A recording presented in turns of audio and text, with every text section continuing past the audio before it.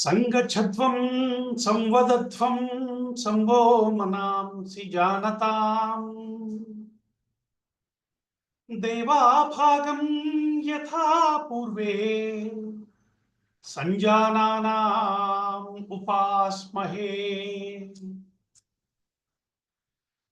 శరదంభోరుహ స్వచ్ఛవర్ణనకళా సంరంభణోజృంభమై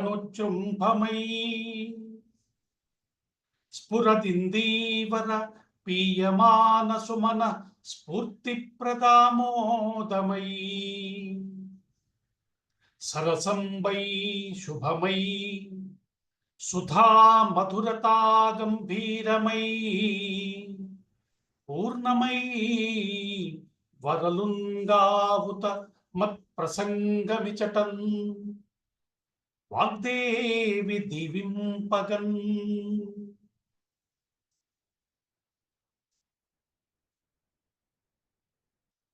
సకల గుణాభిరాముడైనటువంటి శ్రీరామచంద్రమూర్తికి ముందుగా ప్రణామాలు సమర్పించుకుంటూ ఈరోజు ఈ సత్సంగానికి విచ్చేసినటువంటి మిత్రులందరికీ సాదరంగా ఆహ్వానం పలుకుతున్నాను. రామాయణం కథ మనందరికీ తెలిసిందే, ఎన్నోసార్లు విన్నాం. అయినా వింటున్నామంటే మనలో ఎక్కడో పుణ్యబలం ఉంది అని చెప్తున్నారు పెద్దలు. పుణ్యాలుంటే కానీ రామకథ వినలేమట. అయితే రామకథ వింటే పాపాలు పోతాయి, పుణ్యం వస్తుంది అంటే పుణ్యం ఉంటే కానీ రామకథ వినలేము, రామకథ వింటే పాపాలు పోయి పుణ్యాలు కలుగుతాయి. ఇటువంటి అద్భుతమైనటువంటి రామాయణ గాథని రామచంద్రమూర్తి దయ వల్ల మనందరం చెప్పుకోగలుగుతున్నాం.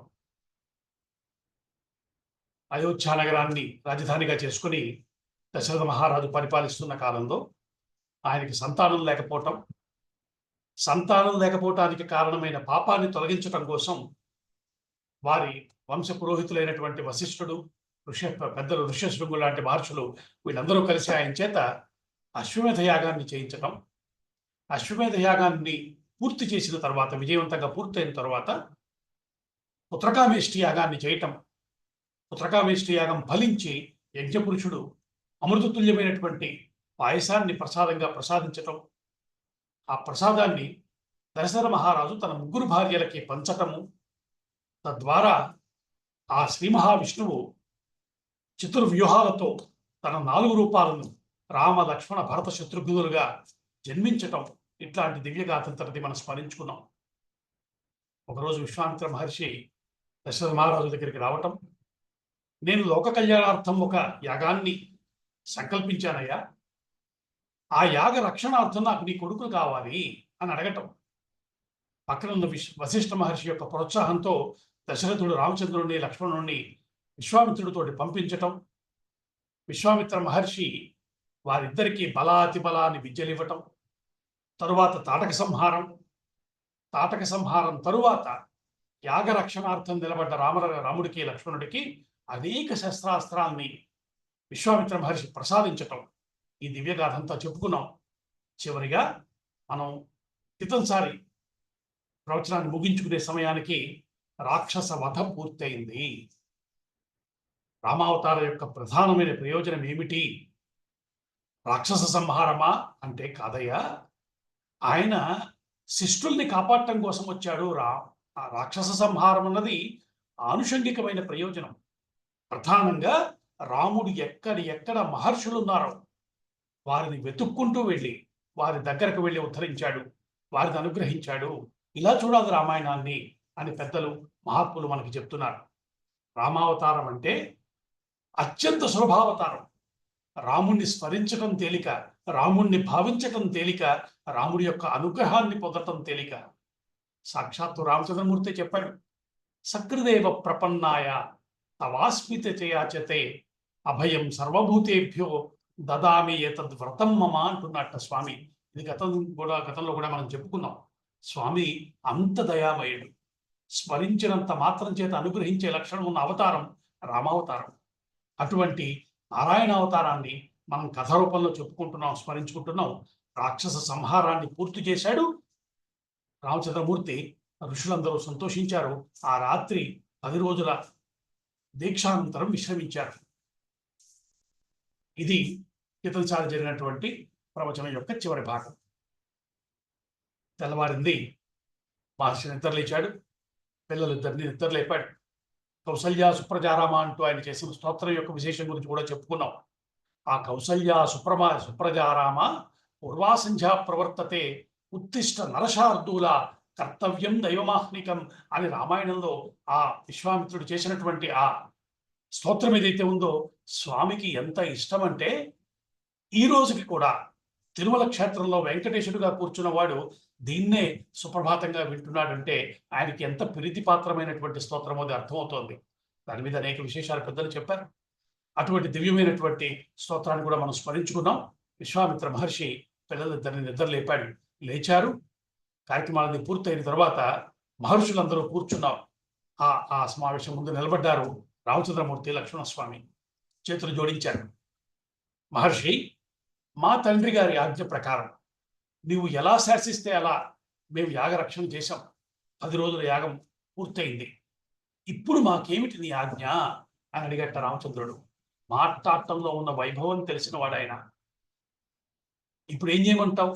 లేదా అయిపోయింది కదా, పరింటికి వెళ్ళిపోమా? ఇట్లాంటివి కాదు అడిగింది ఆయన. ఇప్పుడు మాకేమి ఆజ్ఞ అని అడిగాడట. చాలా సంతోషించాడు. ఆ మాటలకి ప్రసన్నుడయ్యాడు. అందంగా మాట్లాడితే పెద్దల యొక్క దయ దొరుకుతుంది, వారు ప్రసన్నులు అవుతారు. ఇదే స్థితి ఇక్కడ కూడా కనబడుతోంది.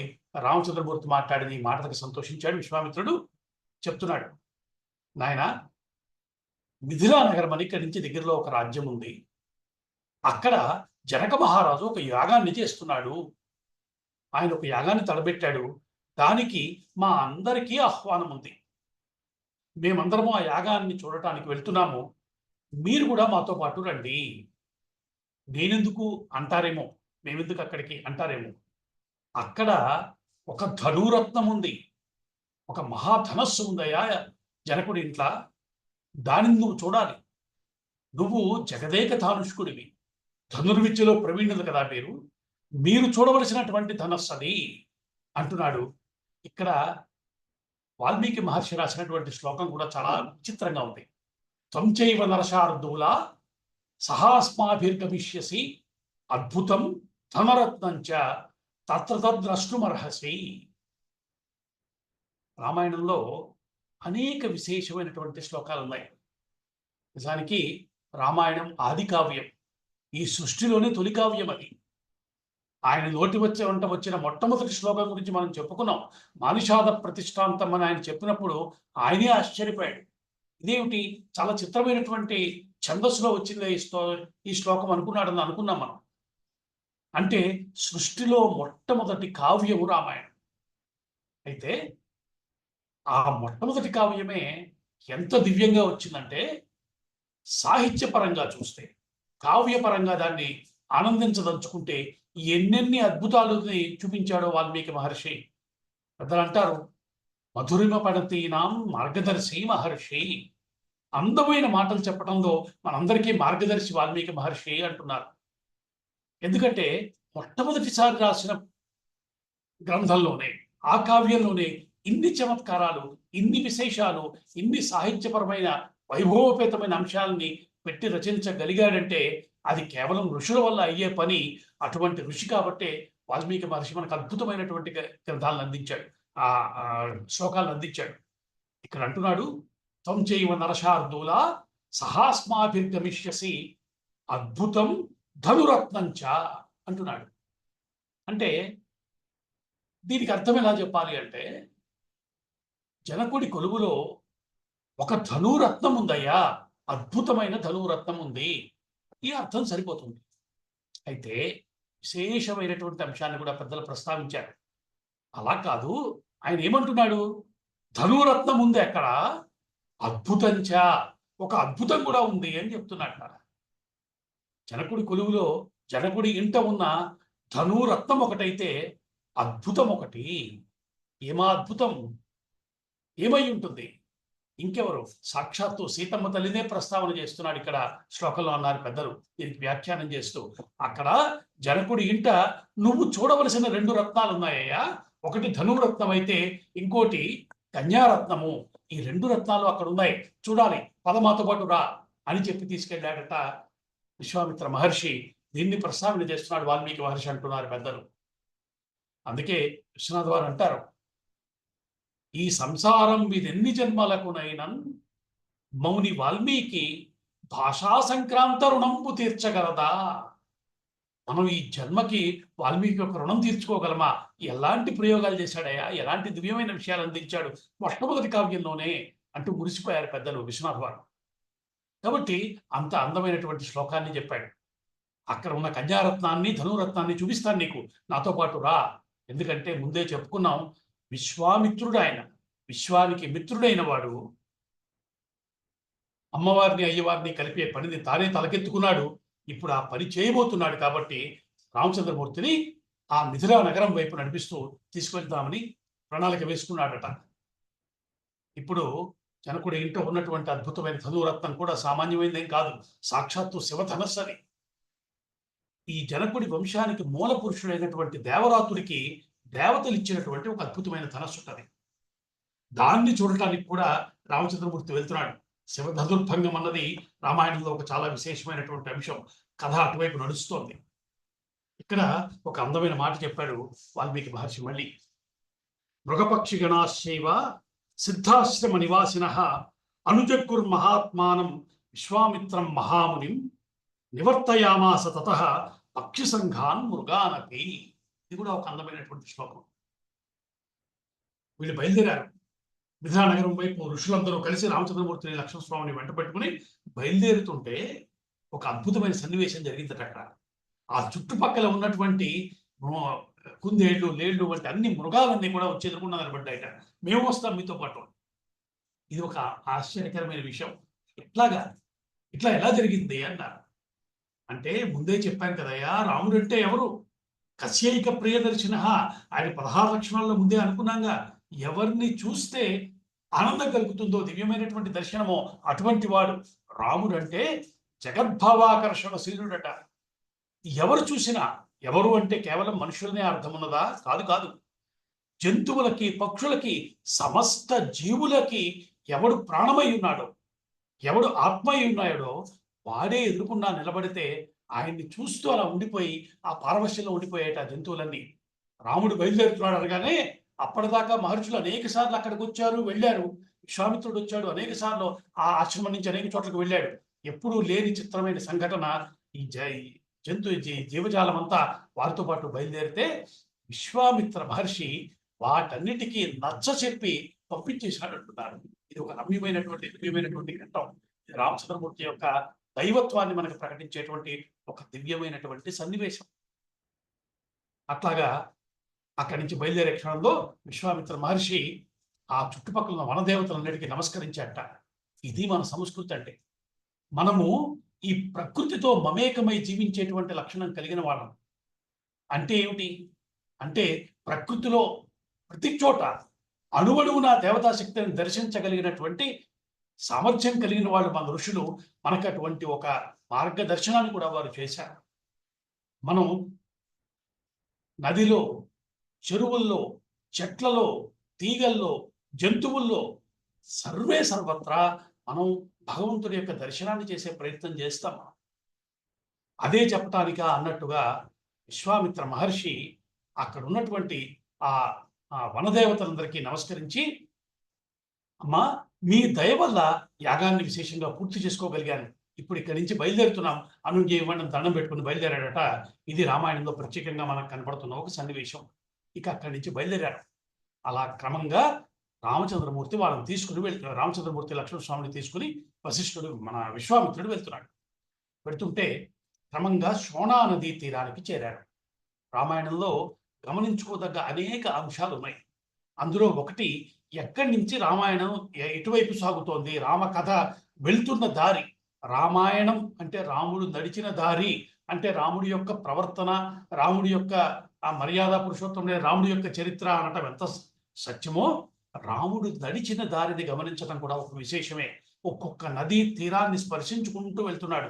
అట్లా తీసుకెళ్తున్నాడు విశ్వామిత్ర మహర్షి.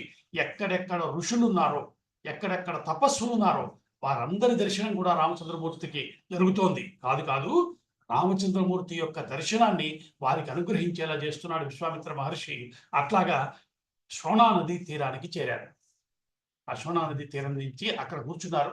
అక్కడ విశ్రాంతి తీసుకుని ఇంకొంచెం ముందుకు వెళ్ళిన తర్వాత అక్కడ చెప్తున్నాడు విశ్వామిత్రుడు, రామచంద్ర, ఈ దగ్గరలో కౌశికీ నది ప్రవహిస్తోందయ్యా అంటున్నాడు. ఈ కౌశికీ నది ఎవరనుకుంటున్నావు? ఆ కౌశికి నాకు చెల్లెల వరస అవుతుంది. కుశికుడు మా వంశానికి మూలపురుషుడయ్యా. కుశికుడికి ఆయన బ్రహ్మమానస పుత్రుడు. మహర్షుల కథలు ఎక్కడ వచ్చినా కూడా మనం గమనించుకోవాల్సిన విషయం ఏమిటంటే, మనందరము ఋషుల యొక్క పుత్రులం. మనందరం కూడా ఋషుల యొక్క పుత్రులమే. మనం ఈ రోజు అనుకుంటున్నటువంటి కులము, వర్ణము, ఈ అల్లరంతా తర్వాత వచ్చింది. మనం అందరము కూడా అందుకనే ఋషుల యొక్క వంశమే మనం చెప్పుకుంటూ ఉంటాం. ఎవరు చెప్పినప్పుడు ఋషుల గురించి స్మరించుకుంటాం. మన వంశానికి మూలమైనటువంటి ఋషుల్ని స్మరించడం ఉన్న సంప్రదాయం ఇన్ని లక్షల సంవత్సరాల తర్వాత కూడా ఈ రోజు కూడా మన గోత్రానికి ఋషులెవరు అని స్మరించేటువంటి ఒకానొక దివ్యమైన సాంప్రదాయం మన జాతిలో ఉంది. అట్లాగా ఈయన చెప్తున్నాడు, కుశికుడు మా వంశానికి మూలపురుషుడయ్యా. అతడు బ్రహ్మమానస పుత్రుడు. ఆయన పుత్రులలో కుశికుడికి పుట్టిన పుత్రుల్లో ఒక ఆయన కుశనాభుడు. ఆయన సామాన్యుడు కాదు. ఆయన గొప్ప తపస్వి. ఆయనకి చాలా మంది స్త్రీ సంతానం ఉన్నారు. ఆయనకి పురుష సంతానం లేదని పుత్రకామేష్టి యాగం చేసిన వాడు ఆయన. పుత్రకామేష్టి చేస్తే ఆయనకి పుట్టినవాడు గాధి. ఈ గాధి సంతానం నేను. నాకు తండ్రి గాధి, ఆయన కొడుకుగా పుట్టి నేను వచ్చాను. నాకు సోదరి ఈ కౌశికి, ఆవిడ రుచీకుడి యొక్క పత్ని, ఇప్పుడు ఇక్కడ నదిగా ప్రవహిస్తోంది అంటూ ఒక దివ్యమైన విషయాన్ని రామచంద్రమూర్తికి చెప్పాడు. నాకు మా సోదరు అంటే ఉండేటువంటి ఆ ప్రేమ వల్ల అనేక సంవత్సరాల పాటు ఈ కౌశికి నది ఒడ్డునే ఉండి నేను తపస్సు చేసుకుంటూ ఉండిపోయాను అంటూ ఆ కౌశికి నది యొక్క చరిత్రను కూడా రామచంద్రమూర్తికి విశ్వామిత్రుడు కథగా చెప్పుకుంటూ వచ్చాడు. తన చరిత్రను కూడా కొద్ది కొద్దిగా చెప్పుకుంటూ వస్తున్నాడు. అట్లా క్రమంగా ఆ రాత్రి గడిచింది. అక్కడే విశ్రమించారు. తెల్లవారిన తర్వాత లేచి చూస్తే రామచంద్రమూర్తి అడిగాడు, మహర్షి, మనము ఎదురుగుండా కనబడుతున్న శోణా నదిలో ఎక్కువ నీరు ఉన్నట్టు లేదు. నీరు ఎక్కువగా లేదు కదా, పడవతో దాటే అవకాశం లేదు, నడిచి దారి వెళ్ళేటువంటి దూరమా, ఇది ఎట్లా దాటాలి, మనము ఈ మార్గం నుంచి ఎట్లా వెళ్ళాలో చెప్పు అని అడిగాట. ఈ మాట ఎందుకు చెప్పుకుంటున్నామంటే, ఇక్కడ ఒక అద్భుతమైన మాటని వాల్మీకి ప్రస్తావన చేశాడు. రామాయణాన్ని కేవలం ఒక కథగా చదువుకుంటూ వెళ్ళటం ఒకటైతే, అనేక అందాలను అందులో మహర్షి చూపించడం కూడా మనకు కనబడుతోంది. ఆయన ఒక అందమైన మాట చెప్పాడు, ఏషపంథామే ఉద్దిష్టో ఏన యాంతి మహర్షయ అంటున్నాడు వాల్మీకి మహర్షి. ఆయన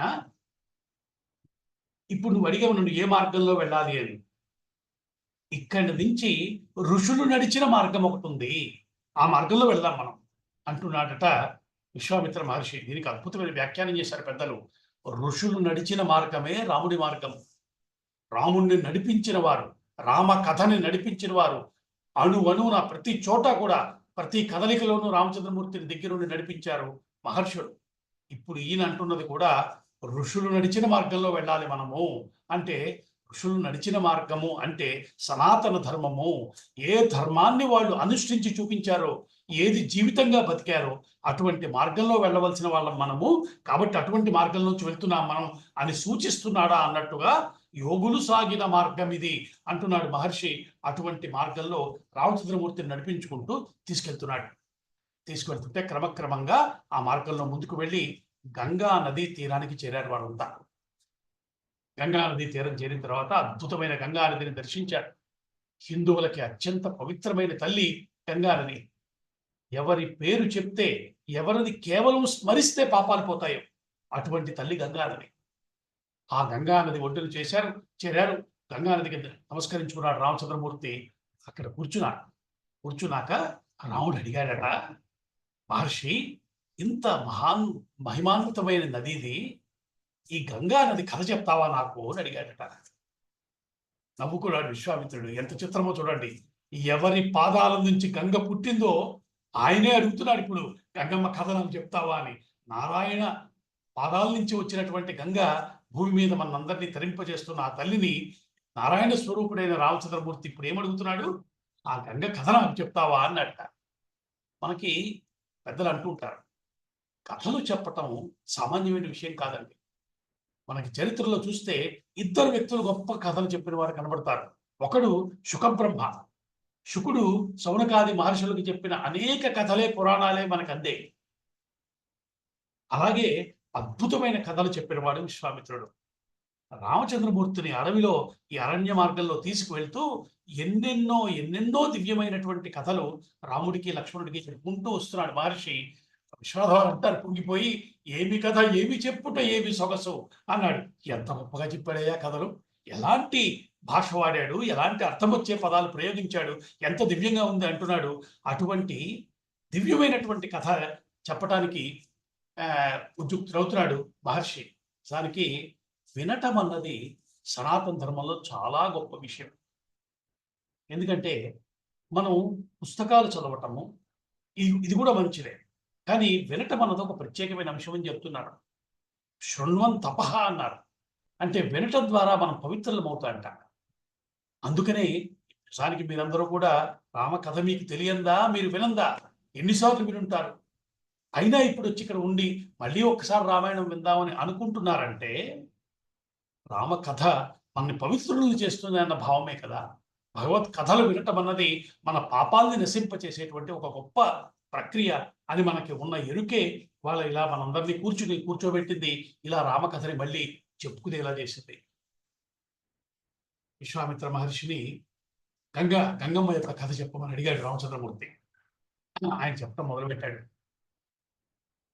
రామచంద్ర, ఇక్కడ దగ్గరలో కనబడుతున్నటువంటి ఆ హిమవత్ పర్వతం ఉంది కదా, హిమవంతుడు మేనాదేవి వారిద్దరికీ పుట్టినటువంటి వారిద్దరు పుత్రికలు ఉన్నారయ్యా. ఒకరు గంగ, ఇంకోరు ఉమాదేవి. ఆ గంగ పుట్టుకతోటే పవిత్రురాలు, ఆ తల్లిని స్మరిస్తేనే పాపాలు పోతున్నాయి. ఆవిడ జన్మించిన వెంటనే దేవతలు వచ్చారు.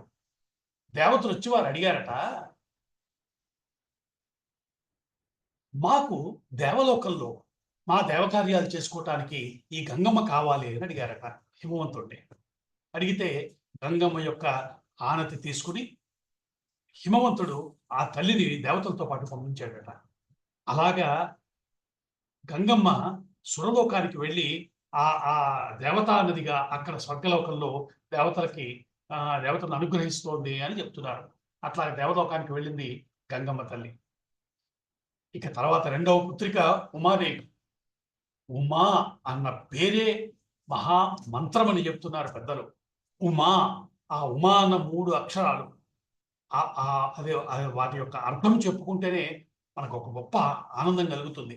అటువంటి ఉమా అనేటువంటి దివ్య నామం కలిగినటువంటి తల్లి ఆవిడ హిమవంతుడికి మేనాదేవికి పుట్టినటువంటి పుత్రిక.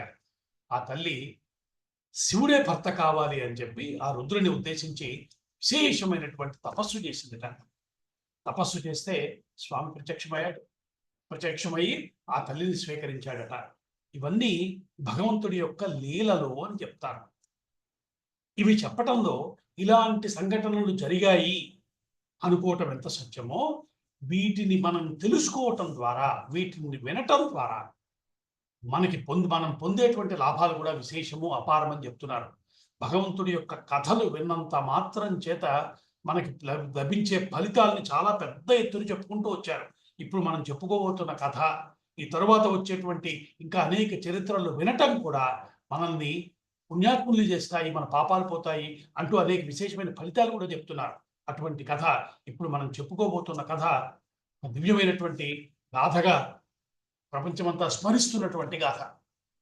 రుద్రుడిని పతిగా పొందిందా తల్లి. వారిద్దరికీ వివాహం అయిన తరువాత వారి వివాహం కోసమే ఎదురు చూస్తున్నారు దేవతలందరూ. ఎందుకంటే అప్పటికే తారకాసుర సంహారం కోసం ఈశ్వరుని ప్రార్థించి ఉన్నారు. వాడు అసాధ్యమైనటువంటి ఆ రాక్షసుని సంహరించడానికి ఒక గొప్ప దివ్య శక్తి కావాలి, దేవతలకి సేనాపతి అయినటువంటి వాడు ఒకడు కావాలి అన్న దేవతల ప్రార్థనని అనుసరించి శివుడు ఉమాదేవిని వివాహం ఆడాడు అని చెప్తోంది మనకి పురాణం. అట్లా వారిద్దరి వివాహం తర్వాత అమ్మవారి ప్రేరణ వల్ల శివుడి నుంచి ఒక గొప్ప తేజస్సు వెలువడి భూమి మీదకి జారిందట. అలా భూమి మీదకి వచ్చినటువంటి ఆ తేజస్సుని భూమి భరించలేకపోయిందట. అంత విశేషమైనటువంటి శివతేజం అది. ఈ తేజస్సుని ఏం చేయాలి అని అడిగితే ఆ తేజస్సుని అగ్నికి ఇవ్వమని దేవతలు సూచించారని చెప్తున్నారు. సరే అగ్ని ఇచ్చారు, అది ఆ మొత్తం తేజస్సుని. అగ్ని వల్ల కూడా కాలేదట అంత శివతేజాన్ని భరించటం. ఆయన ఏం చేశాడు అంటే, దీన్ని అగ్ని సామాన్యుడు కాదుగా, దేవతలకిను మనకి మధ్య ఉండేటువంటి ఆయనే కదా రాయబారి. ఆయన ఈ శివతేజాన్ని తీసుకెళ్లి గామిని అయినటువంటి గంగమ్మలో ప్రవేశపెట్టాడట. అయితే కొద్దిసేపు భరించేటప్పటికి గంగమ్మలో శివతేజమంతా విస్తరించింది. ఆ తల్లి కూడా తట్టుకోలేకపోయిందట శివతేజాన్ని. చేస్తే అప్పుడు ఆ గంగ ఒడ్డున ఒకానొక రెల్లు పొద సృష్టించబడింది. ఆ రెల్లు పొదలో ఈ శివతేజాన్ని ప్రవేశపెట్టిందట గంగమ్మ తల్లి. అలా పుట్టినటువంటి ఆ ఆ తేజస్సంతా ఒక చిన్న బాల స్వరూపంలోకి వచ్చింది. 6 ముఖాలతో పుట్టినటువంటి వాడు ఆ ఆ క్షణాన ఆ రెడ్డి పొదల్లో పుట్టినవాడు ఆయనే షణ్ముఖుడు. సుబ్రహ్మణ్య స్వామి యొక్క జన్మం గురించి చెప్తున్నారు అక్కడ. కుమారస్వామి పుట్టాడు. ఆ గంగమ్మ సంతానంగా అక్కడికి వచ్చినటువంటి వాడు షణ్ముఖుడు. ఆయన జన్మించాడు అక్కడ. ఆయన్నే స్కందుడు అంటున్నాము, కుమారస్వామి అంటున్నాము. ఆయన సామాన్యుడు కాదు. కుమారస్వామిని తలుచుకోవటమే ఒక గొప్ప వైభవం. గురుస్వరూపం ఆయన. ఇటువంటి అనేక విశేషాలను అక్కడ స్మరించుకుంటూ కుమారస్వామి యొక్క జనన గాథని సంక్షిప్తంగా స్థూలంగా అక్కడ చెప్పడం జరిగింది విశ్వామిత్ర మహర్షి. పెద్దలు అంటున్నారు, రామాయణ కథా క్రమంలో అనేక చిన్న చిన్న కథలుగా వస్తున్నవన్నీ కూడా అక్కడక్కడ ఎందుకెందుకు చెప్పబడ్డాయా అని పరిశీలన చేస్తే, ఇలా తయారు చేయబడ్డ రామాయణం అంతా ఒక మహామంత్రమైంది. ఏకైకమక్షరం ప్రోక్తం మహాపాతక నాశనం అంటూ రామాయణాన్ని వేదసమమని మహామంత్రమని చెప్పిన వారు ఇలాంటి ఒక ప్రణాళికతో తయారు చేయబడ్డ గాథ ఇది. కేవలం ఒక కావ్యంగా ఆనందించడం ఒకటైతే, రామాయణాన్ని పారాయణ చేయటం ద్వారా, రామాయణాన్ని ఉపాసించటం ద్వారా, రామాయణాన్ని జపం చేయటము, హోమములో వినియోగించటము, ఇటువంటి అనేక ప్రక్రియల ద్వారా రామాయణం మంత్రసమమని చెప్తున్నారు. ఆ మంత్రంలో బీజాక్షరాల్లా నిక్షిప్తం చేయబడ్డ కథలులో ఒకటి ఈ కుమారస్వామి యొక్క జననము. ఇది కూడా ప్రత్యేకంగా అక్కడ ప్రస్తావన చేయబడిందంటే అది ఒక విశేషమైనటువంటి ఫలితాన్ని అందజేయటం కోసమే అని పెద్దలు చెప్పినటువంటి ఒక మాట. కాబట్టి ఇవాళ మనం ఆ షణ్ముఖుడి యొక్క స్కందుడి యొక్క గాథని స్మరించుకోవటం జరిగింది. విశ్వామిత్రుడు రాముడికి చెప్పినటువంటి గాథ సంక్షిప్తంగా అక్కడ మనం కుమార జననంగా కనిపిస్తుంది.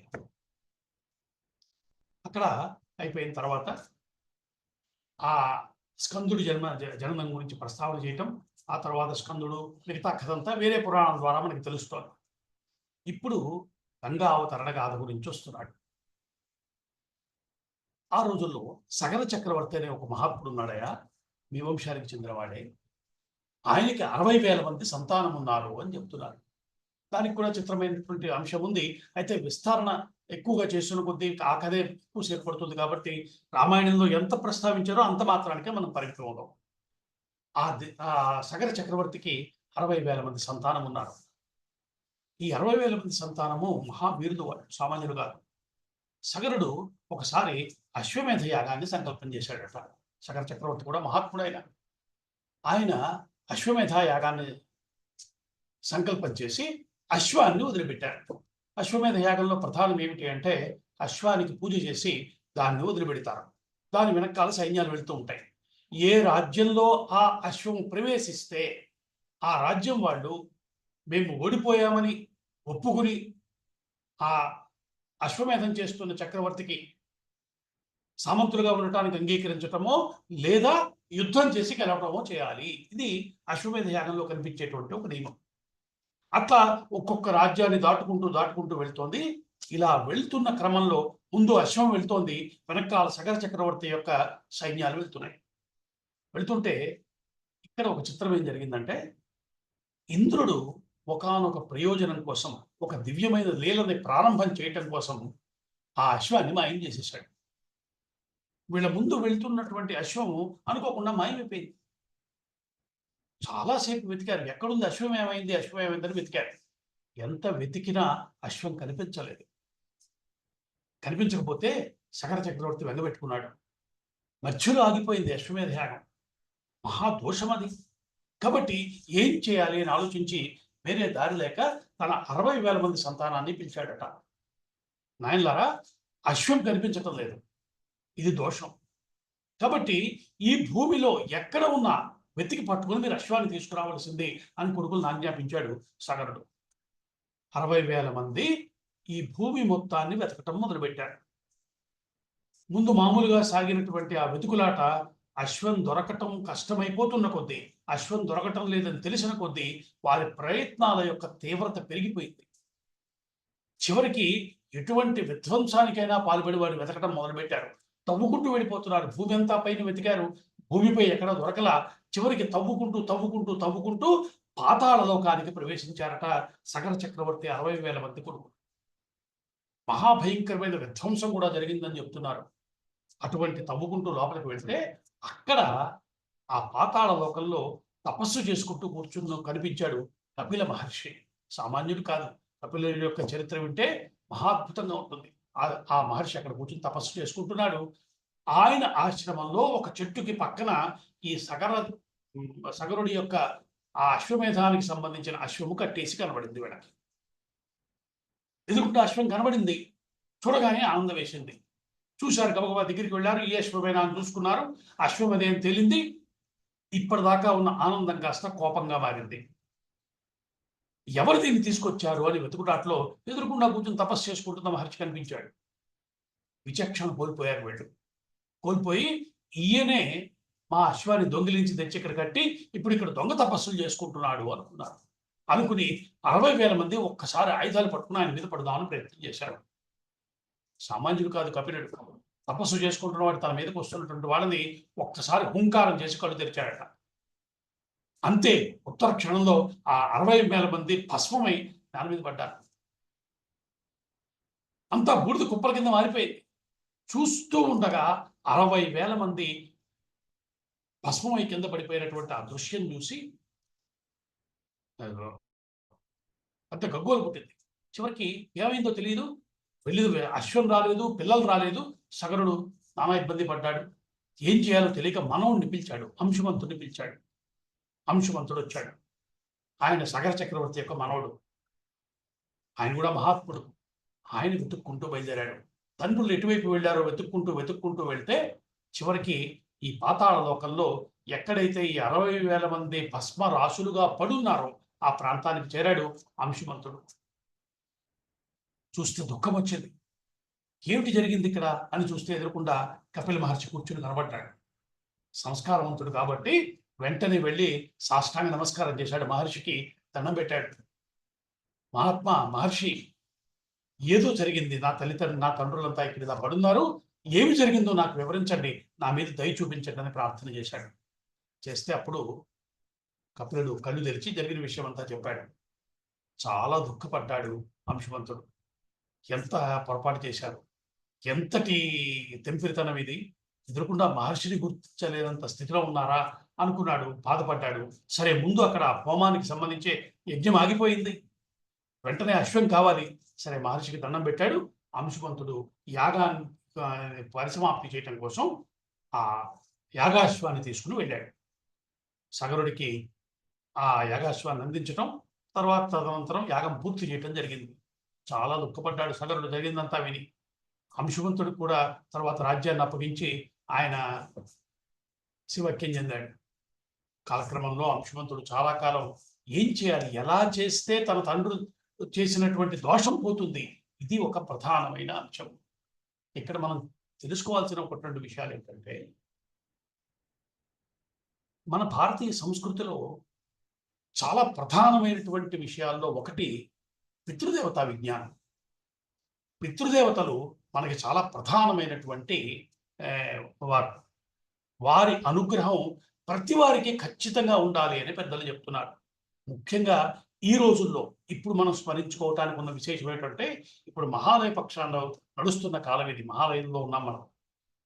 చాలా మంది ఇళ్లలో మహాలయం పెట్టుంటారు కూడా. ఇది భారతీయులకున్న ఒక ప్రత్యేకమైన విజ్ఞానము. ఇది మన నమ్మకం కాదు. మనం జాగ్రత్తగా కనుక మన గ్రంథాల్లో గరుడ పురాణం లాంటి వాటిలో పరిశీలన చేస్తే ఎన్నెన్ని విశేషాలు చెప్పబడ్డాయి. ఇవాళ మనం ప్రత్యేకంగా చెప్పుకోవటానికి ఉన్న ఒక కారణం ఏంటంటే, ఇవాళ మనకి సమాజంలో కనబడుతున్న అనేక కష్టాలు, అనేక బాధలు, కుటుంబాల్లో కనబడుతున్న కష్టాలకి కారణం ఏంటంటే, పెద్దలందరూ, మహాత్ములందరూ ప్రత్యేకంగా చెప్తున్నారు, పితృదేవతల యొక్క అనుగ్రహాన్ని కోల్పోతున్న కుటుంబాలన్నీ కష్టాల్లో ఉంటున్నాయని చెప్తున్నారు. అంటే నా తాత, నా తండ్రి, అంతకు ముందున్న నా పితరులందరూ కూడా వారి అనుగ్రహాన్ని పొందటం నాకున్న కర్తవ్యాల్లో ఒకటి. అయితే చిత్రంగా మన లాజిక్‌లోంచి అయ్యా ఒకాయన అడిగాడు గూడా. ఏవండీ అని వాళ్ళు మళ్ళీ పుట్టేసి ఉంటారన్నారు గదా! మళ్ళీ పుడతారని గదా హిందువుల యొక్క నమ్మకము. వారెక్కడో పుట్టేసి ఉంటారు కదా! ఇప్పుడు మీరు పెట్టేటువంటి తద్దినాలు, ఈ ఆబ్దికాలు ఎవరికెళ్తాయండి? ఆయన పోనీ ఎక్కడో పితృలోకాల్లో ఉన్నాడేమో అనుకుంటే, ఆయనకి తిండి పెట్టడానికి నేనేదో చెయ్యాలి. ఇలాంటి చిత్రమైన వాదనలన్నీ సమాజంలో మనకు వినబడుతున్నాయి. కానీ మనం తెలుసుకోవాల్సిన అంశం ఏమిటంటే, పితృదేవతలు అంటే నా తండ్రి, నా తాత వీరు మాత్రమే కాదయ్యా! పితృదేవతలనేది ఒక వ్యవస్థ. కుటుంబాల్ని కాపాడుతున్నటువంటి ఒకానొక వ్యవస్థ పితృదేవతల అనుగ్రహం వల్ల దొరుకుతోంది. నీవు నీ తండ్రి, నీ తాత వీరిని స్మరించటం ద్వారా 2 ప్రయోజనాలు పొందుతాం. ఒకటి, నీ ముందు ఉన్నటువంటి తాత, తండ్రులు చేసుకున్నటువంటి పుణ్యాలు ఎంతున్నాయో, వారికి అందవలసినవేమన్నా ఉంటే, వాటిని అందించే వ్యవస్థ ఈ ఆబ్దికాలు లాంటి కార్యక్రమాల ద్వారా జరుగుతోంది. వారు ఎక్కడ ఉన్నా దాన్ని వారికి అందించగలిగేటటువంటి ఒక వ్యవస్థ ఉన్నది సృష్టిలో. ఇది కేవలం నమ్మకం కాదు. ఇది విజ్ఞానం. ఇది సైన్స్. కాబట్టి మనం దాన్ని చేయాలి. రెండవది, పితృదేవతలంటే వీరందరికీ కూడా అంటే మనం ఎక్కడి నుంచి వచ్చామో ఆ ఆ మూలానికి సంబంధించినటువంటి దేవతలు కొంతమంది ఉన్నారు. వారు ఎంతటి వారంటే దేవతాశక్తులు కూడా పితృదేవతల్ని ఆరాధన చేస్తాయట. దేవలోకంలో కూడా పితృదేవతలు ఉన్నారు. వారికి ఉండే పితృదేవతలు ఎట్లా ఉంటారు? వారి పేర్లేమిటి? ఈ జ్ఞానమంతా కూడా మన గ్రంథాల్లో ప్రత్యేకంగా ఇవ్వబడింది. ఇవన్నీ కేవలం ఊహలే అనేటువంటి పరిస్థితి ఉంటే, ఈ జాగ్రత్తగా చూసుకుంటూ వెళ్తే ఇది సైన్స్ అన్న విషయం మనకు బాగా స్పష్టంగా తెలుస్తుంది. పెద్దలను ఆశ్రయించి వారి ద్వారా కనుక మనం సరి అయినటువంటి జ్ఞానాన్ని పొందితే ఇది సామాన్యమైన అంశం కాదు. కాబట్టి మనము నిత్యము పితృదేవతలను స్మరించవలసినటువంటి కర్తవ్యం ఉన్నవాళ్ళం. పితృదేవత అనుగ్రహం మాత్రమే మనకి సత్సంతానాన్ని ప్రసాదిస్తుందని పెద్దలు చెప్తున్నారు. ఇవాళ కుటుంబాల్లో సంతానం లేకపోవటము, సంతానంతో వచ్చే అనేక సమస్యలు, వీటన్నిటికీ కారణం ఏమిటి అంటే పితృదేవతల యొక్క మనం కార్యాలు చేయకపోవటం. ఇది ఒక ప్రత్యేకమైన హెచ్చరికగా పెద్దలు చెప్తున్నారు. మనకి దురదృష్టం ఏంటంటే, ఒకప్పుడు ఈ జ్ఞానం అంతా కుటుంబాల్లో ఉండింది. చెప్పే పెద్దవాళ్ళు ఉండేవారు, వినేటువంటి తరం ఉండేది. క్రమక్రమంగా ఒక 2, 3 తరాల క్రితం వరకు ఉన్నటువంటి ఆ జ్ఞానము క్రమక్రమంగా తగ్గిపోయింది. ఇప్పుడు చెప్పేవారు లేరు, చెప్తే వినేవారు కూడా లేరేమో. ఇటువంటి పరిస్థితిలో మనకి ఒకే ఒక్క దిక్కు ఇలాంటి సత్సంగాలు మాత్రమే. ఇలా ఎక్కడైనా సత్సంగంలో కూర్చున్నప్పుడు రామాయణం, భారతాలు చెప్పుకుంటున్న మిషతోటి వాటి వెనకాల ఇలాంటి విషయాలను కూడా ప్రస్తావన చేసుకోవాల్సిన ఒక అగత్యం ఏర్పడిన సమాజంలో మనం ఉన్నాం. రామాయణం చెప్తూ మధ్యలో ఇవేంటండి అంటే, ఇవి ఈ రకంగా అయినా మనం స్మరించుకుంటూ ఉంటే మనకొచ్చే జ్ఞానమంతా ఇవాళ సత్సంగాల ద్వారానే దొరుకుతోంది కాబట్టి, ఇలాంటి విషయాలను స్మరించుకుని, పితృదేవతల యొక్క అనుగ్రహం నాకు కావాలని కోరుకోవటం ద్వారా, సరైన సంకల్పాలు మన మనసులో వచ్చి, మనం చేయవలసినటువంటి కర్తవ్యాలు ఏవైతే పెద్దలు చెప్పారో, ఆ మాత్రమన్నా చేసుకుంటూ ఉండకపోతే, రాబోయే రోజుల్లో మరింత భయానకమైన స్థితిని మనం చూడవలసి వస్తుందేమో అనే భయం కూడా ఉంది. కాబట్టి ఈ పితృదేవత జ్ఞానానికి సంబంధించిన విశేషాల్ని మనం జాగ్రత్తగా గుర్తు ఉంచుకోవాలి, ఇవి చేసుకోవాలి. ఇప్పుడు ఇక్కడ అంశవంతుడు చాలా బాధపడ్డాడు. ఏం చేస్తే తన తండ్రులు తరిస్తారు? ఎందుకంటే వారికి వచ్చినటువంటిది పరమ దారుణమైన దుర్మరణం.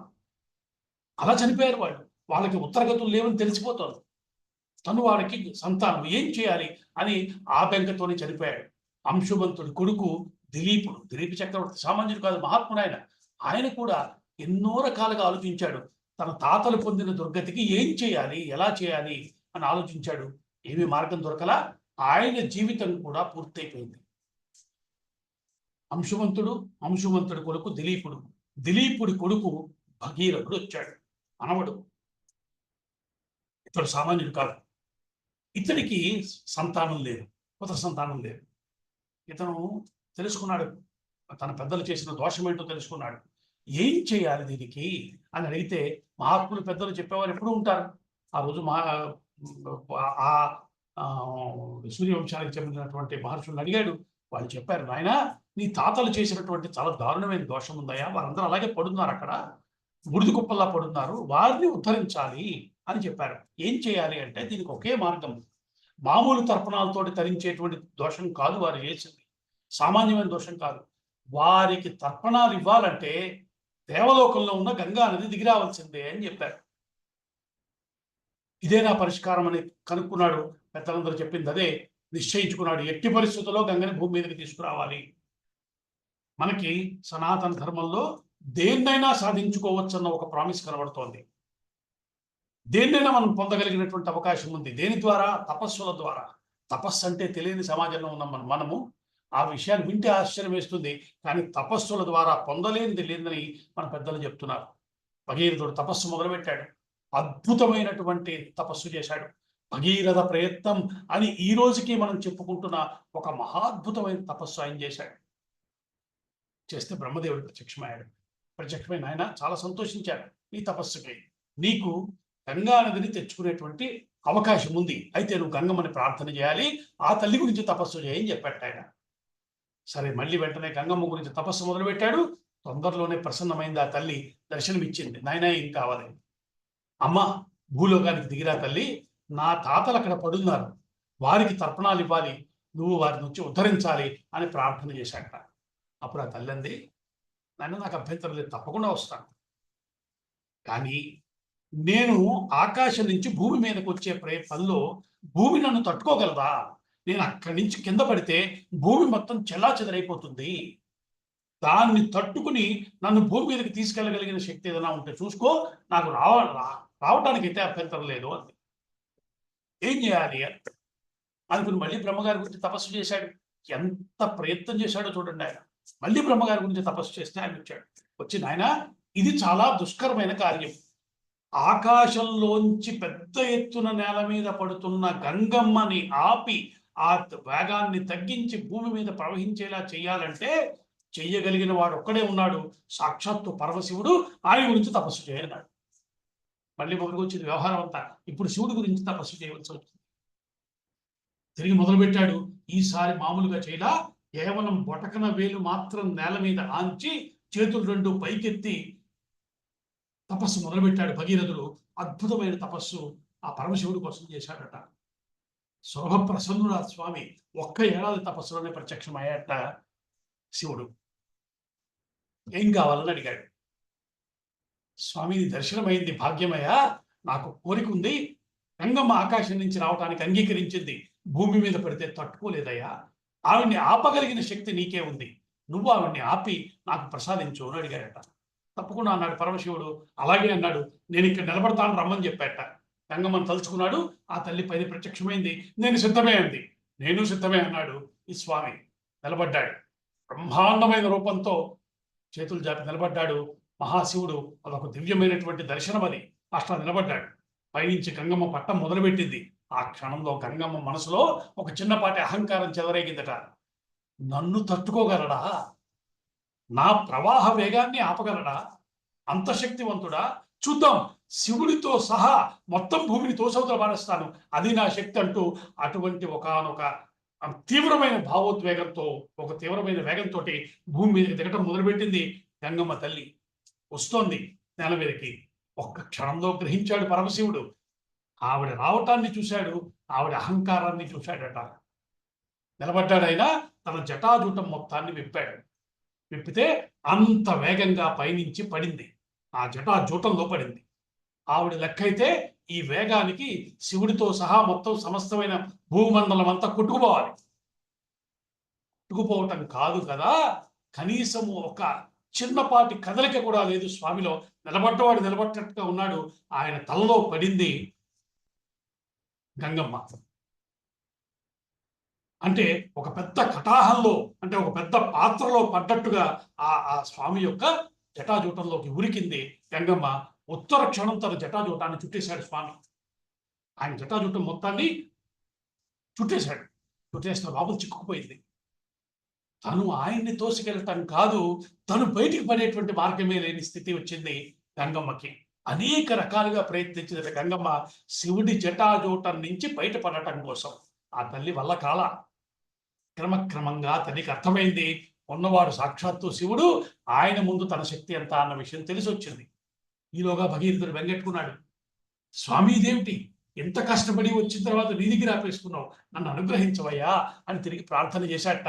ఇటుపక్క భగీరథుడి ప్రార్థన ఫలించిందా, అటు గంగమ్మ యొక్క అహంకారం అణిగిందా, రెండూ చూసుకున్నాడు స్వామి. ఆయన జటాజూటం నుంచి ఒక చిన్న పాయగా బయటకు వదిలిపెట్టాడట.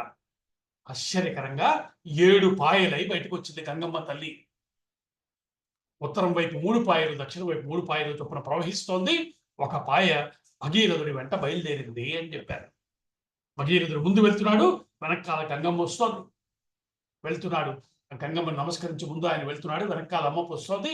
ఆయన భూమి మీదకి అలా అవతరించినటువంటి గంగ భవాంగపతితంతోయం, స్వామివారి యొక్క జటాజూటం నుంచి కిందకు వచ్చినటువంటి ఆ పాయ వెళ్తోంది ముందు. వెళ్తుంటే శివుడి యొక్క జటాజూటము ఆయన శరీరం మించి వచ్చినటువంటి ఆ పవిత్రమైన జలంలో స్నానం చేయటం కోసం ఎక్కడెక్కడి ఋషులు వచ్చారట. ఆ గంగా నది తీరాల్లో నిలబడి వాళ్ళు స్నానాలు చేసి తర్పణాలు ఇచ్చుకుంటూ పవిత్రమైపోయామన్న భావాన్ని పొందారు అని చెప్తున్నారు. అట్లా ఋషులందరూ నమస్కరిస్తుంటే ఆ గంగా నది ముందు భగీరథుడు సాగుతున్నాడు, ఆయన వెనకాలకు వెళ్తుంటే అక్కడ జహును మహర్షి ఆశ్రమం కనిపించింది. ఆయన మహాత్ముడు, మహర్షి, ఆయన తపస్సు చేసుకుంటున్నాడు. గంగా నదికి ఆ జహును మహర్షి ఆశ్రమం మొత్తాన్ని ముంచెత్తేసింది. ఆ తల్లి మొత్తం ముంచెత్తేసి ఆయన యాగాలు హోమాలన్నీ తడిసిపోయి అలా వెళ్ళిపోతుంటే ఆయనకి కోపం వచ్చింది. సామాన్యుడు కాదు, మహర్షులు అంటే సామాన్యుడు కాదండి. మహర్షుల చరిత్రే సనాతన ధర్మం యొక్క చరిత్ర. మహర్షులు బతికిన తీరే సనాతన ధర్మానికి ఆధారము, దాని పేరే ధర్మము. ఎప్పుడైతే ఇట్లా తన మర్యాదని అతిక్రమించి గంగానది ప్రవర్తించిందని గ్రహించాడో, జహును మహర్షి మొత్తాన్ని ఇట్లా చేయి పట్టి అవపోసం రూపంలో మొత్తం గంగానదిని తాగేశాట. అది మహర్షి యొక్క శక్తి, తపస్సుల యొక్క శక్తి. అది మొత్తం గంగానదిని తాగేశాడు. ఒక్క నోట్లో తీసేసుకున్నాడు. తనకి తిరిగి చూస్తే గంగమ్మ లేదు. మళ్ళీ భగీరథుడు కంగారు పడ్డాడు. వెతికి చూస్తే జహును మహర్షి దగ్గర ఆయన మొత్తం తాగేశాడని తెలిసింది. వెళ్ళి ఆయన మీద సాష్టాంగ పడ్డాడు. మహర్షి, గంగమ్మ తప్పు చేసింది, క్షమించవయ్యా, నా కోసం అనుగ్రహించు, నాకు ఆ గంగమ్మ కావాలని అడిగట. సో మహర్షులు అంటే ఏదో తాటాకు మంట లాంటి కోపాలు వాళ్ళవి. వాళ్ళు శాపాలు ఇచ్చినా వరాలే. కర్మానుభవాన్ని ప్రవర్తింప చేయటం కోసం వాళ్ళు శాపాలు ఇస్తారు తప్ప వాళ్ళకి మనలాగా కోపాలు పగలు ఉంటాయా? కాబట్టి ఆ స్వామి వెంటనే ఆయన చెవులోంచి గంగానదిని బయటకు వదిలిపెట్టాట. అట్లాగా జహును మహర్షి నుంచి వచ్చింది కాబట్టి గంగమ్మని జాహ్నవి అని కూడా పిలుస్తున్నారు అని పెద్దలు చెప్తున్నారు. అట్లా జాహ్నవిగా మారి భగీరథుడి వెంట వచ్చింది. ఆయనతో పాటు పాతాళ లోకానికి ప్రవేశించింది.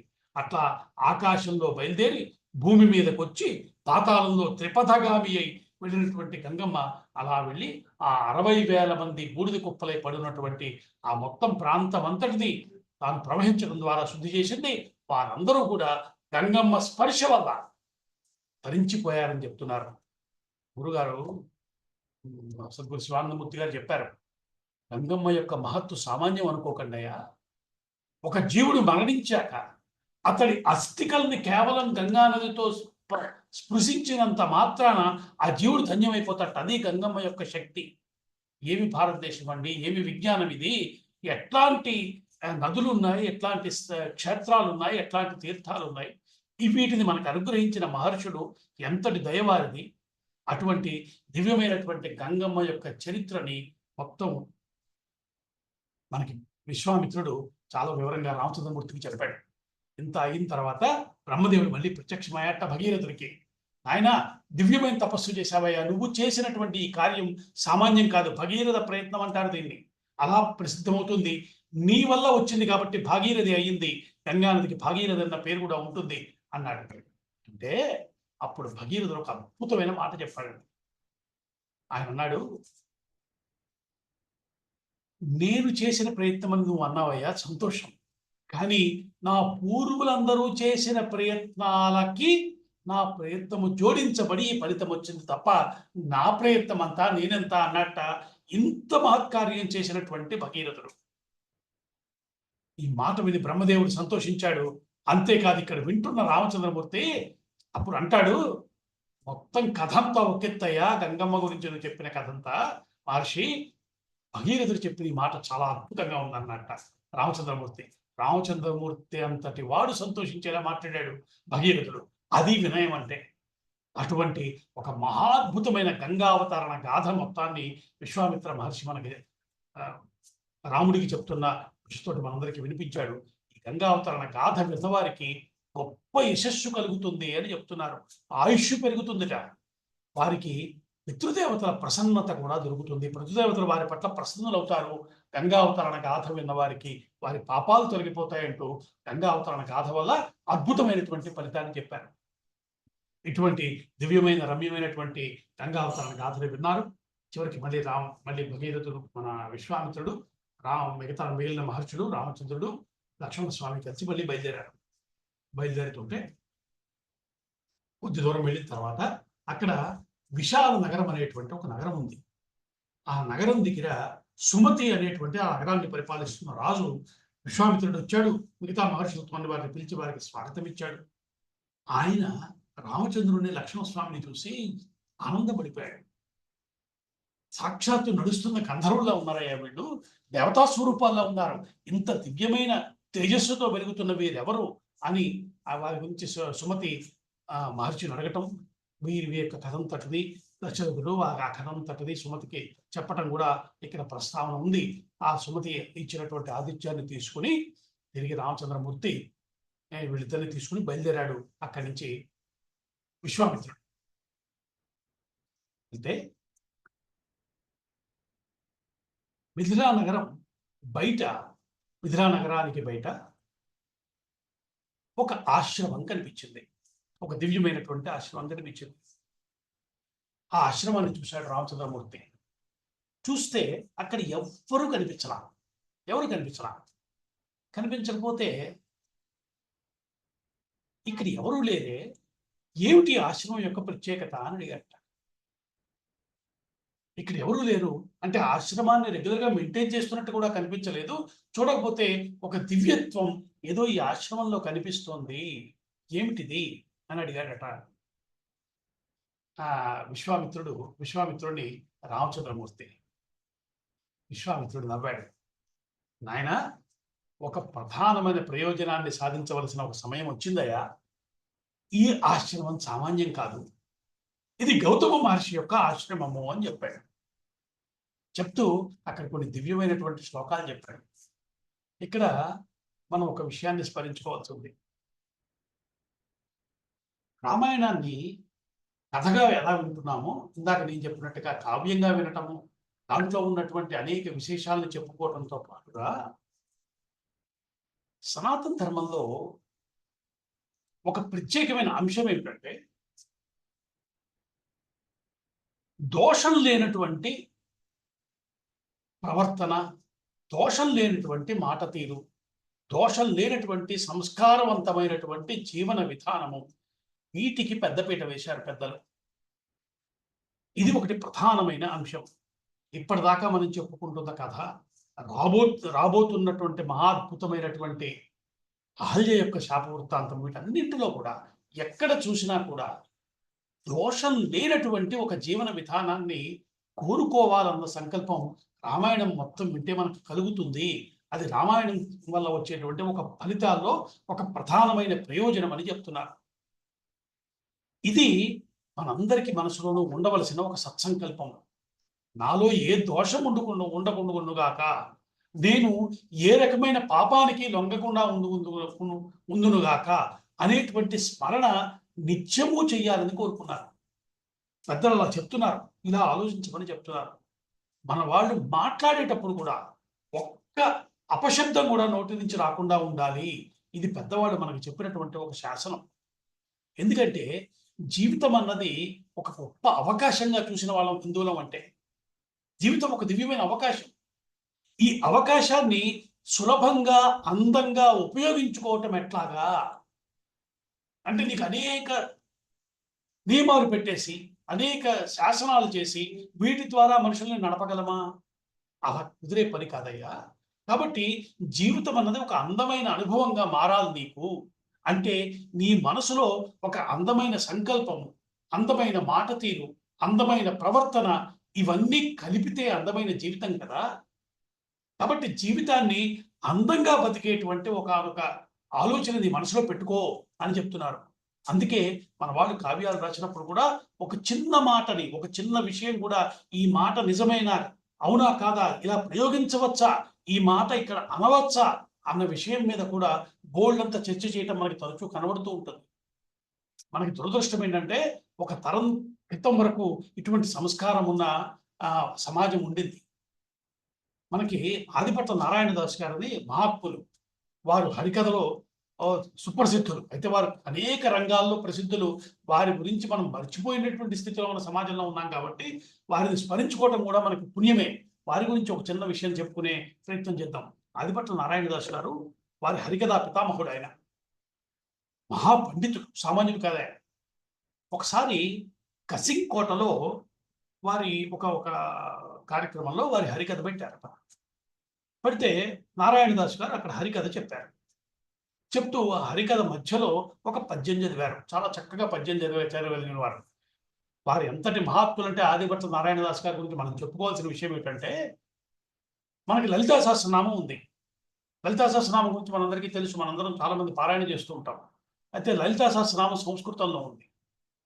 ఆదిభట్ల నారాయణదాస్ గారు లలితా సహస్రనామంలో ఉన్న 1000 నామాలని అచ్చ తెలుగులోకి అనువదించారు. దానికి వారు పెట్టిన పేరు కూడా తల్లి వెంకి, తల్లి వెంకి అన్నారు. అంటే అది ప్రత్యేకంగా మనం చెప్పుకుంటే ఆ మాటలు అసలు ఇప్పుడు మనకు చాలా విషయాలు తెలియవు కూడా. తల్లి వెంకి పేరు మీద ఆ మొత్తం ఆ లలితా సహస్రనామం మొత్తాన్ని తెలుగులో తీసుకొచ్చిన అంతటి మహాత్ముడు ఆదిభట్ల నారాయణదాస్ గారు. ఆయన ఒక పద్యం చదివారట. పద్యం చదివితే పద్యం చదివారు. హరికథ చెప్పడం అయిపోయింది.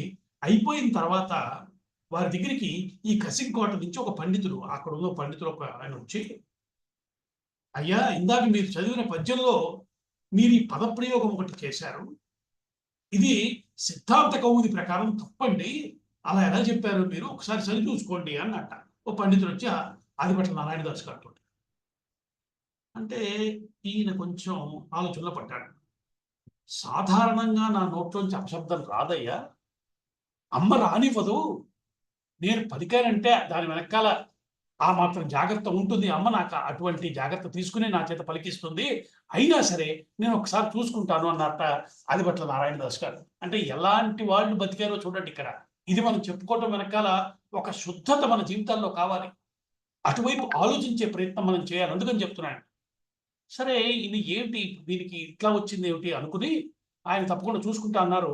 తర్వాత ఆయన వచ్చేసిన తర్వాత అక్కడ వారి ఊళ్ళో నిష్టల సోమేశ్వర శాస్త్రి గారిది వ్యాకరణంలో చాలా దిట్ట ఆయన దగ్గరికి వెళ్ళారట. ఈయన ఆదిభట్ల నారాయణదాస్ గారు అందరినీ నువ్వు అని మాట్లాడుతున్నారు పెద్దవారందరినీ. అయినా శాస్త్రి చూడు ఇదేదో ఈ మాట నేను తప్పన్నాను అంటున్నారు. ఇది నిజమేనా? సరైన మాట ఏమన్నా ఏమిటి అని అడిగారట. అడిగితే ఆయన నిష్టల సోమేశ్వర శాస్త్రి గారు అన్నట, సిద్ధాంత కౌముది వరకే చదువుకున్న వాళ్ళకి ఈ మాట తప్పనిపిస్తుంది. అయితే ఇంకా పైన చదువుకున్న వాళ్ళు ఎవరన్నా ఉంటే దీన్ని తప్పనరాయ్యా, నీ నోట తప్పు వస్తుందా రాదులే అన్నట్టు ఆయన. అన్నవాడు నువ్వు ఎందుకైనా మంచిది ఒకసారి తాత రాయుడు శాస్త్రి గారు ఉన్నారు పెద్ద ఆయన, వారిని కూడా ఒకసారి అడుగు అన్నారట. ఎందుకని ఇవన్నీ మనం స్మరిస్తున్నామంటేనండి, భారతీయమైన సంస్కృతి గురించి చెప్పుకోవటం మనకి చాలా అవసరం. రామాయణ కథ ఎంత ముఖ్యమో మనం వదులుకున్నది, మనం మర్చిపోయిన మహాత్ములు ఎంతమంది ఉన్నారో వారి యొక్క జీవన విధానం ఏంటి చెప్పుకోవటం కూడా మనకు చాలా అవసరం కాబట్టి దీన్ని ప్రత్యేకంగా ప్రస్తావన చేస్తున్నాను. ఇంత చెప్పిన నిష్టల సోమేశ్వర శాస్త్రి గారు తాతా రాయుడు శాస్త్రి గారి దగ్గరికి వెళ్ళి ఒకసారి అడుగు అన్నారట. ఈయన రాయుడు శాస్త్రి గారి దగ్గరికి వెళ్ళారు. రాయుడు శాస్త్రి గారు సామాన్యుడు కాదు. ఆయన ఎంతటి వాడంటేట మహాభాష్యాన్ని సంప్రదాయబద్ధంగా చెప్పగలిగిన వారిలో ఆయన చివరివాడని చెప్తున్నారు పెద్దలు. అంతటి వాడు అంటే పుస్తకం లేకుండా, పుస్తకాపేక్ష లేకుండా మహాభాష్యం మొత్తాన్ని వ్యాఖ్యానం చేయగలిగినంత మహాత్ముట్ట ఆ తాత రాయుడు శాస్త్రి గారు. ఆయన దగ్గరికి వెళ్ళి అడిగారు. అడిగితే ఆయన కూడా అదే చెప్పారు, నాయన సిద్ధాంత కౌముది వరకు అయితే అది తప్పు అనిపిస్తుంది, కానీ నువ్వు నీ నోట వచ్చింది అపశబ్దం కాదయ్యా, అది అపశబ్దం కాదు, నువ్వు బాగానే చెప్పావు అన్నారు. మహాభాష్యం ప్రకారం ఇది కరెక్టే అంటే ఈయన మహాభాష్యం చదువుకోవాలా ఆదిభట్ల నారాయణదాస్ గారు. కొత్త విషయం విన్నాడు ఈయన. ఏమిటా మహాభాష్యం, ఎక్కడా, ఎలా చదివావు, ఎలా ఏమిటి విషయం అని అడిగారట. నారాయణ శాస్త్రి గారు చెప్పారట, నాయన కాశీ పండితులు మహాభాష్యాన్ని చెప్పగలరు, వారి దగ్గరికి వెళ్ళి చదువుకోవాలి అంటే ఎంతకాలం పడుతుంది ఏమిటి అని అడిగారు. ఓ 12 సంవత్సరాలు చదువుకుంటే మహాభాష్యం పూర్తి చేసుకోవచ్చు అని చెప్పారట రాయణ శాస్త్రి గారు. కానీ మన ఊళ్ళో మన మాస్టర్ ఒక ఆయన ఉన్నారు, మహాత్ములు రామావధాని గారిని, ఆయన దగ్గరికి వెళ్తే 4 ఏళ్లలో నేర్పుతారు. నేను వారి దగ్గరే నేర్చుకున్నాను, నాకు 4 ఏళ్ళు పట్టింది, మహాభాష్యం వచ్చింది. మహాభాష్యం సామాన్యం కాదు, రాయుడు శాస్త్రి గారు సామాన్యం కాదు. మా గురుగారి దగ్గర 4 ఏళ్లలో, రామావధాని గారి దగ్గర 4 ఏళ్లలో నేర్చుకున్నానని చెప్పారట రాయుడు శాస్త్రి గారు. ఈయనన్నారట, ఓహో అట్లనా, ఈ మహాభాష్యం గ్రంథం దొరుకుతుందా అన్నారట. ఈ మధ్య తెప్పించాను కాశీ నుంచి నేను అన్నారట రాయుడు శాస్త్రి గారు. ఒక్కసారి నాకు ఇవ్వగలుగుతావా అన్నారు. ఏం చేసుకుంటావు, అదేం సామాన్యమైన గ్రంథం కాదు, 4 ఏళ్ళు పడుతుంది, పుస్తకం ఇస్తే ఏం చేయాలంటే ఏం లేదు, ఇవాళ నాకు పుస్తకం ఇవ్వు, 6 నెలల కాలంలో నేను దగ్గరికి వస్తాను, మహాభాష్యం మొత్తం నీకు నేను చెప్పగలుగుతాను అన్నట్ట. అంటే ఈయన నవ్వుకున్నాడు, సరే కానీ అడిగారు కదా అని పుస్తకం ఇచ్చారు, ఆయన తీసుకెళ్ళిపోయారు. 6 నెలల కాలం గడిచింది. 6 నెలలు పూర్తయి 7వ నెల మొదటి రోజు ఈయన వెళ్ళి తలుపు కొట్టాడు. ఎవరు, మన ఆదిభట్ల నారాయణదాస్ గారు తలుపు కొట్టారు. ఎవరికి, రాయుడు శాస్త్రి గారికి తలుపు కొట్టారు. రాయుడు శాస్త్రి గారి ఇంటికి తెచ్చాడు. తెలిస్తే ఏంటంటే, చూడు ఈ మహాభాష్యం పుస్తకం ఇదిగో, నువ్వు ఇచ్చింది చక్కగా ఇదిగో పుస్తకం, మళ్ళీ బయట చేయించి తెచ్చి నీకు ఇస్తున్నా. మొదటిది. 2, దీంట్లో చాలా కఠినమైనటువంటి 2 అంశాలు ఎంచుకో, నీకు మొత్తం చదువుకున్నావు కదా, ఆ 2 నన్ను ప్రశ్నవే, నేను సమాధానం చెప్తాను అన్నట్ట నారాయణదాస్ గారు. అంటే రాయుడు శాస్త్రి గారికి మనసులో చిన్న కించ ఉంది. తీరా తను ప్రశ్న వేశాక నారాయణదాస్ గారు చెప్పలేకపోతే అది నాకు మాత్రం ఏం బాగుంటుంది, ఏదో చెప్తానని ఉత్సాహపడ్డాడు. ఎందుకయ్యా చదువుకున్నావు కదా, నువ్వు చదువుకున్నావు అంటే బాగా చదువుకుని ఉంటావు, ఈ ప్రశ్నలు అవి వద్దులే అన్నట్ట. ఆయన ఎంతటి సంస్కారవంతులు బతికిన నేలంటిది, అలా అన్నట్ట. ఈయన ఒప్పుకోలే, అబ్బాయి కుదరదు, నన్ను నువ్వు ప్రశ్న వేయాల్సిందే, నేను చెప్తాను అన్నారు. అంటే సరే అన్నారు. 2 ప్రశ్నలు దాంట్లోంచి ఎక్కడో 2 చాలా కఠినమైనటువంటి 2-3 అంశాలు తీసి ఆయన్ని అడిగారు. అన్నింటికి సమాధానం చెప్పారట. ఆశ్చర్యపోయారు ఆయన రాయుడు శాస్త్రి గారు. ఎట్లాగయ్యా, ఎవరి దగ్గర చదువుకున్నావు నువ్వు అన్నట్ట. నేను ఎవరి దగ్గర చదువుకోవాలా, నాకు అర్థమైనంత నాకు అర్థమైంది, నాకు ఎక్కడ సందేహం వస్తే అక్కడ అమ్మవారు చెప్పింది నాకు అన్నట్ట. అది ఆదిభట్ల నారాయణదాస్ గారు అంటే అమ్మవారికి ఉన్న పట్ల ఆయనకు ఉన్నటువంటి భక్తి, ఆ అనుష్ఠానం చూడండి. అమ్మవారి స్వయంగా వచ్చి నాకు చెప్పింది దానివే భాష్యం అంతా అన్నారట. మహాభాష్యాన్ని అట్లా చదువుకున్న వారు ఆదిభట్ల నారాయణదాస్ గారు తెలుగువాడండి. ఇటువంటి మహాత్ముల బతికినటువంటి నేలలో ఒక్క అపశబ్దం కూడా లేకుండా అంత పవిత్రమైన, అంత దివ్యమైనటువంటి ఆ జీవనాన్ని సాగించేవారు, అలాంటి కోరిక ఉన్నవారు. మనం కూడా వాళ్ళ సంతానమే కదా, మనలో కూడా ఇటువంటి దివ్యమైనటువంటి జీవితాలు కావాలి, గడపాలి అన్న కోరిక పెంచుకోవద్దా?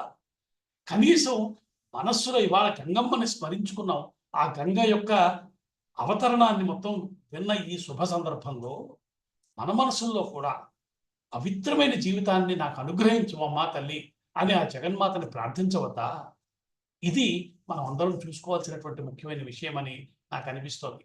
ఎందుకంటే ముందే మనం చెప్పుకున్నాం, కేవలము రామాయణం చెప్పుకోవటం మాత్రమే కాదు, రామాయణం చెప్పుకునే మిషతోటి సనాతన ధర్మం యొక్క వైభవాన్ని కూడా ప్రతిసారి అంతో ఇంతో స్మరించుకునే ఒకానొక ప్రయత్నాన్ని కూడా మనం చేయవలసిన అవసరం ఉంది అన్నది మనందరి సమిష్టి సంకల్పం. కాబట్టి ఆ సంకల్పానికి అనుగుణంగా ఈరోజు మనం ఈ దివ్యమైనటువంటి ఆదిభట్ల నారాయణదాస్ గారి అంశాన్ని కూడా మనం స్మరించడం జరిగింది.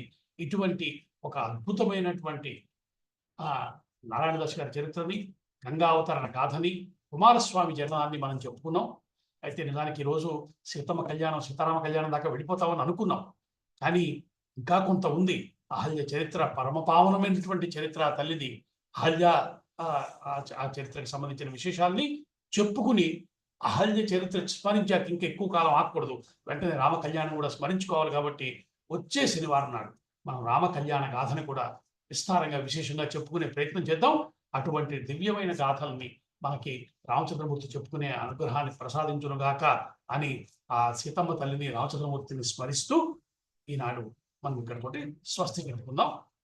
మంగళం కోశలేంద్రాయ మహనీయ గుణాత్మనే చక్రవర్తి తనూజాయ సార్వభౌమాయ మంగళం వేద వేదాంత వేద్యాయ మేఘశ్యామలమూర్తనే పుంసాం మోహన రూపాయ పుణ్యశ్లోకాయ మంగళం. స్వస్తి.